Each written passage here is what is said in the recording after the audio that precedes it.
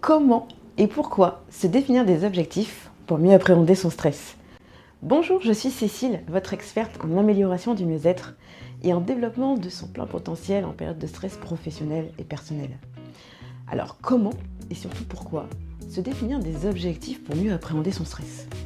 Tout simplement parce qu'on sait où l'on va, on sait ce qui nous motive, on sait ce qui nous anime et pour le coup, dès qu'on est parasité par un stress, on va au-delà parce qu'on a une ligne directrice, un GPS intérieur qui nous fait dire qu'on voit plus loin et que le stress qui nous appréhende, qui nous parasite, est gérable parce qu'on a déjà vécu des situations compliquées et qu'on saura tout à fait gérer cet événement qui nous arrive, quelque chose qu'on ne contrôle pas, qui est parfois inévitable, une remarque d'un patron, un enfant malade, la voiture qui tombe en panne, un événement qui vous stresse, un travail à rendre qui est compliqué et qui est difficile et qui a responsabilité.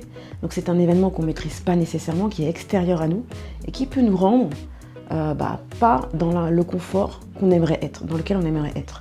Ça nous stresse évidemment, on ne gère pas forcément, on est désagréable, on n'est pas bien soi-même, bref, il n'y a rien qui va. Et pour le coup, c'est là que j'interviens. Je suis votre solution.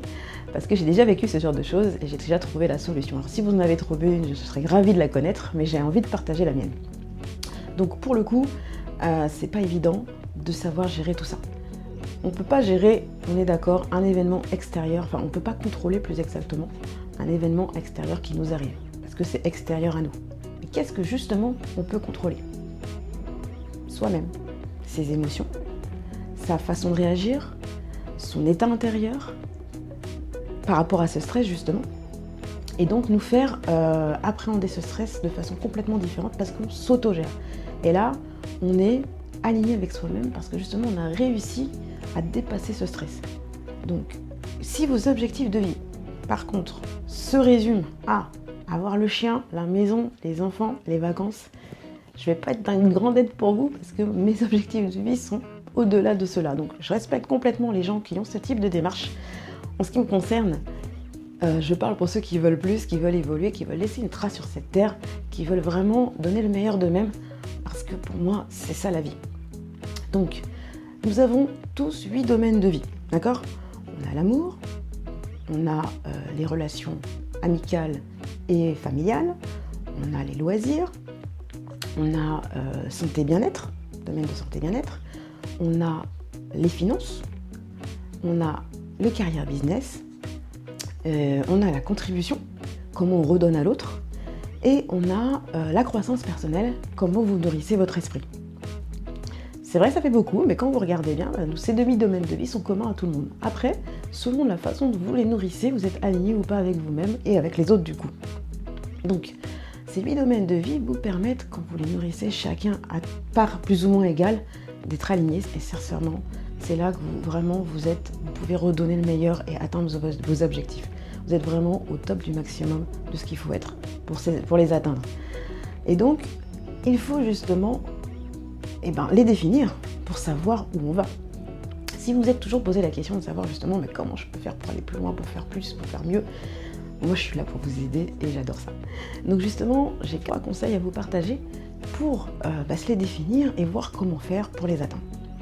Mon premier conseil, c'est justement de les définir, tout simplement par rapport à vos 8 domaines de vie, quels sont vos objectifs. Sachant qu'ils doivent être SMART, c'est-à-dire spécifiques, précis, mesurables, est-ce qu'on peut le quantifier pour pouvoir l'évaluer? Il faut qu'il soit acceptable et ambitieux. Alors, si votre objectif c'est juste d'acheter une baguette de pain, je dis n'importe quoi, ou d'avoir un chien, c'est sûr que ça va pas trop vous challenger. C'est pas quelque chose qui va vous mettre dans le défi et être titillant plutôt. Donc il faut qu'il soit quand même un petit peu ambitieux. Il faut qu'il soit réaliste, réalisable. Si vous voulez élever des phoques sur la lune, ça risque d'être compliqué. Et il faut qu'il soit temporel, c'est-à-dire que si vous ne fixez pas un objectif dans le temps, il ne sera jamais atteint, nécessairement, parce qu'on procrastine, on prend le temps, on n'a rien de défini, donc forcément, on laisse passer le temps. Donc dès que l'instant que vous avez réussi à voir vos objectifs par rapport à ces conditions-là, vous êtes déjà bien cadré. Mon deuxième conseil, c'est de voir par rapport à votre vie actuelle, où est-ce que vous en êtes, par rapport à l'atteignabilité de ces objectifs. Donc vous vous chiffrez de 1 à 10 dans chaque domaine de vie, sachant que 10, vous avez atteint l'objectif.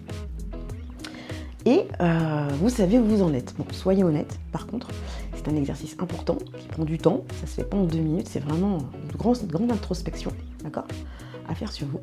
Et vous allez voir que vous allez réellement savoir où vous en êtes. Là, déjà, le stress, il est effacé parce que, ah ouais, j'en suis là, je vais aller là, c'est génial. Là, je sais ce qu'il me reste à faire. Et c'est justement mon 3e conseil. Qu'est-ce qu'il me reste à faire pour atteindre mon objectif? Donc, c'est le plan d'attaque à mettre en place. Comment je vais faire pour atteindre cet objectif que je me suis fixé? Vous fixez un objectif à, je sais pas, 6 mois, 3 mois, 1 an, ce que vous voulez. Vous mettez une deadline et vous évaluez les étapes nécessaires pour y arriver. Et là, vous êtes aligné avec vous-même. Vous faites, ouais, c'est génial. J'ai toujours un travail à faire, j'ai toujours des choses à apprendre. J'ai un but final que vous allez régénérer à chaque fois, évidemment. Et là, vous allez adorer. Vous allez adorer. Je vous garantis que si vous mettez en place ces 3 conseils, mais ça va être magique et magnifique.